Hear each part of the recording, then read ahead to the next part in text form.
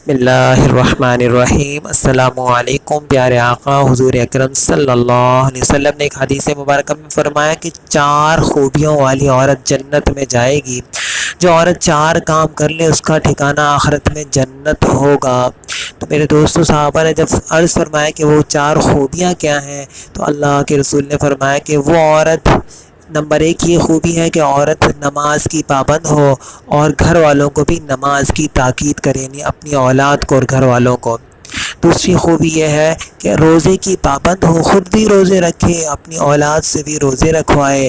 تیسری خوبی اللہ کے رسول نے فرمایا وہ عورت جو اللہ کے حکم کے مطابق پردہ کرتی ہے، جو اس کے نامحرم ہیں ان سے اللہ کے حکم، جیسے اللہ کے رسول نے فرمایا ویسے پردہ کرتی ہو شریعت کے مطابق۔ اور چوتھی خوبی یہ کہ فرمایا کہ عورت کا خاوند، عورت شادی شدہ ہے تو اس کا خاوند اس سے راضی ہو، اپنے خاوند کی خدمت کرے، اسے راضی رکھے، تو عورت گارنٹی اللہ کے رسول صلی اللہ علیہ وسلم نے فرمایا ایسی عورت جنت میں جائے گی، اس کا ٹھکانہ آخرت میں جنت ہے اور جنت کے دروازے اسے پکاریں گے۔ میرے دوستو، اتنی بڑی سعادت ہے، یہ چھوٹے چھوٹے اعمال اللہ ہمیں بھی نصیب فرما دے۔ السلام علیکم ورحمۃ اللہ۔